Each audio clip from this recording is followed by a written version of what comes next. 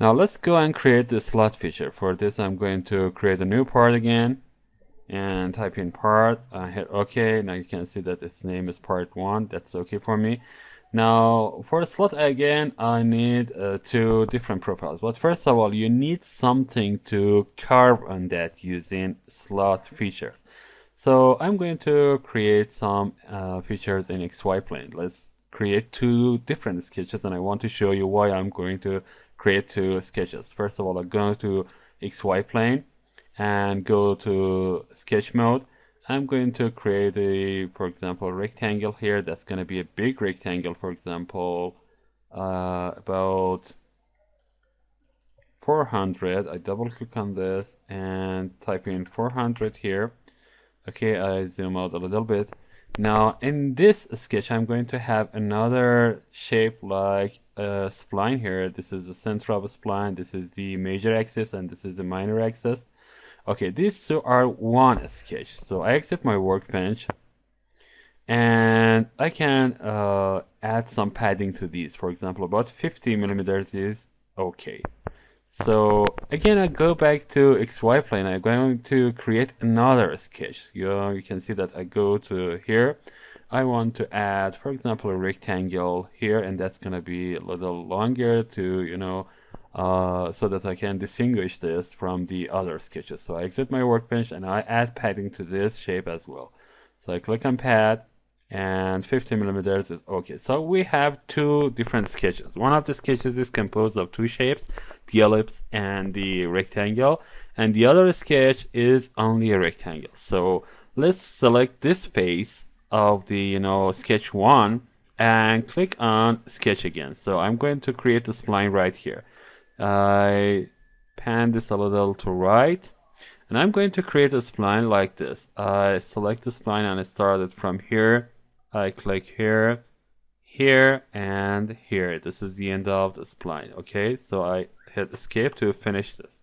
So you can see that I'm going to carve on this, rectangle, the big rectangle, and I'm, exceeding the boundaries of the rectangle to the, ellipse. The ellipse is part of the, sketch that the rectangle is in, and I'm going to exit to, this second rectangle, and you can see that this rectangle is another sketch.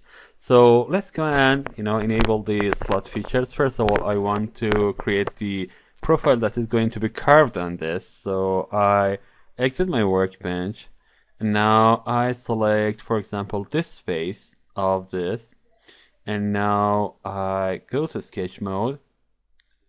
Let's see this here and zoom in a little bit, and now I go to profile tool.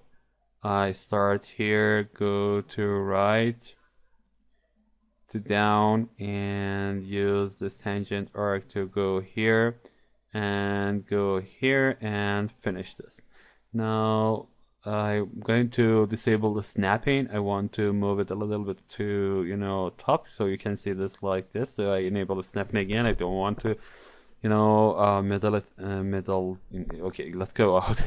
Okay, this is the profile that is going to be carved on my shape. So I go to slot feature now, and you can see the profile is selected. This is the curve that I'm going to select, and now you can see that it is going to be enabled. So let's zoom out to see what is going to happen to my shape. You can see that because my curve exceeds the boundaries of the first rectangle, it's going to, work like this.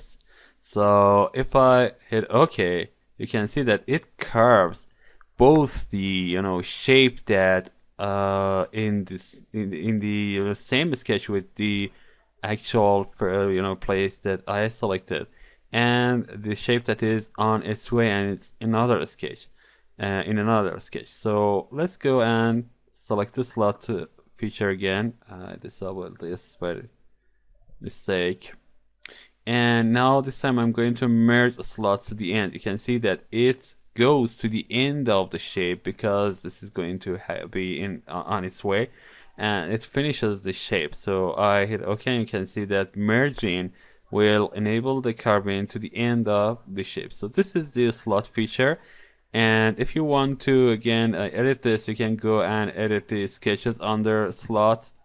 And of course, you saw that some other options are here, like merging, like tick profile. Here, tick profile is not, used because I have closed shape profiles. And of course, I could have some other options here that I'm not going to use right now. I'm going to talk about these later in advanced lessons.